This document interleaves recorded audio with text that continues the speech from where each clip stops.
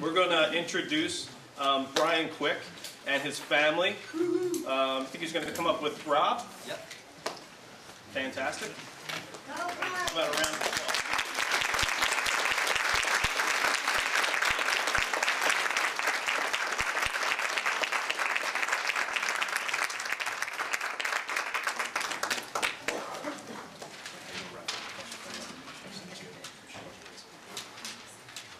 So we're honored that everybody is here tonight, and Brian certainly has one of the loudest voices I've ever heard.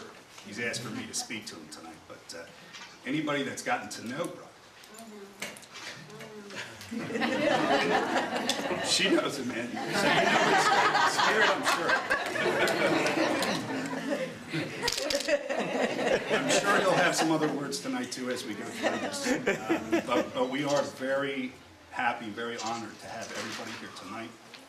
Brian's going to have a few things to go through. One of the first things that we were going to mention about who Brian is was written by one of the people that are here tonight in support, and that's Bradley J. Pyle. Hey, Brad. Brad was one of the newer nurses in 2008 with Brian, and they composed this at the annual Trek camp. And I think it does quite a bit to see how Brad has elegantly put the words of who Brian is, and I think there's a real connection that Brian and Brad had, because when you read this, and if you know my brother, it rings true.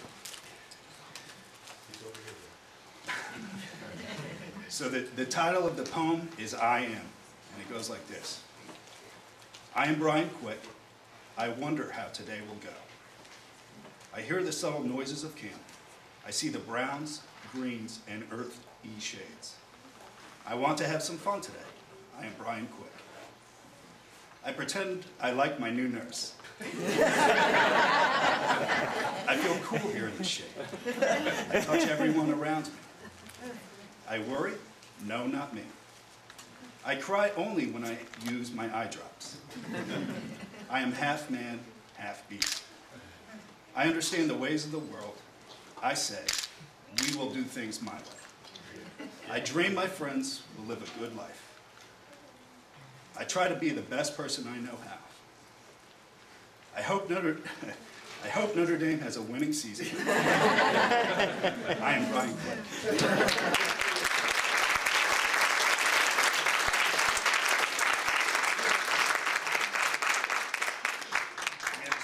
Video presentation that was put together by some family members here, Brad, and we'd like to show as well.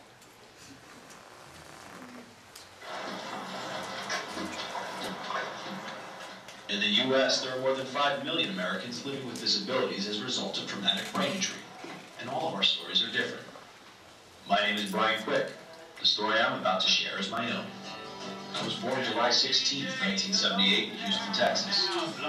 I'm the third of 4 kids, so as you can imagine, things could get pretty crazy for my parents when we were younger.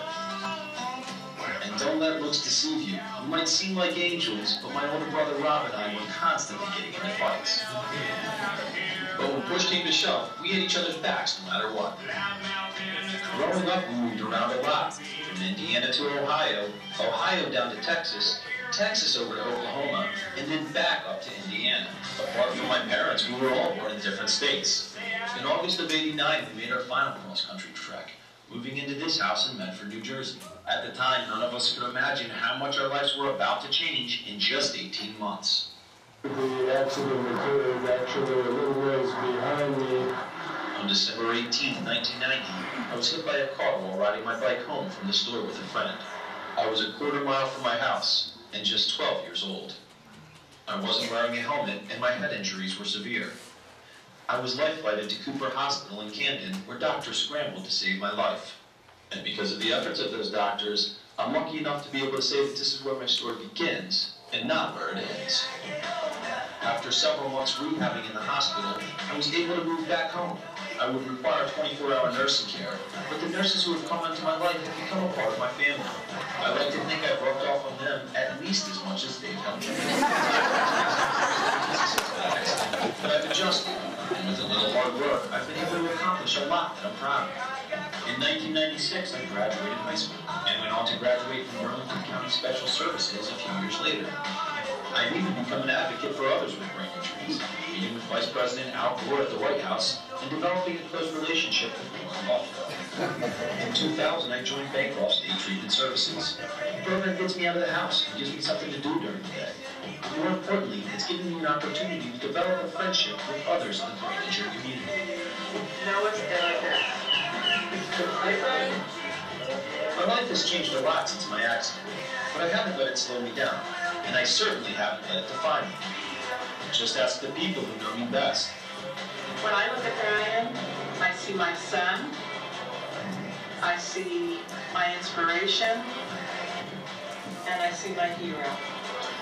When I look at Brian, I see courage, I see ambition, and I see a wonderful inspiration to charge boldly ahead like a bulldog.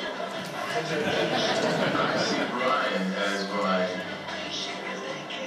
best friend. That's what I see Brian as. He's my best friend. I know I'm his nurse, but he's my best friend first. I look at Brian and I see the world's biggest Notre Dame fan. I see my baby brother all grown up, and he inspires me every day. Say hi, Uncle Brian. Hi, Uncle Brian.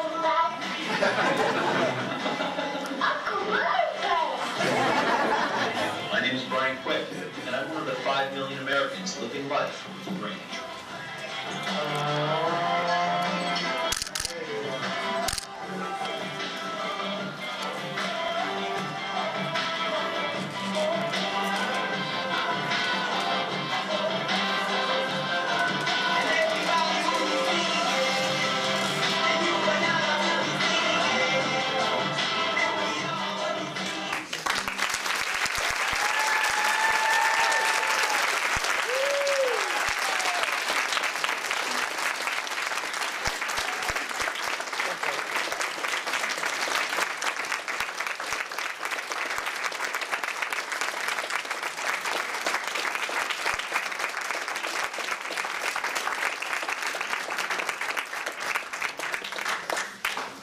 And we have one more message here tonight. Brian didn't know this was coming, but he's got some friends that stay in touch, and some of them stay in touch through different means of communications.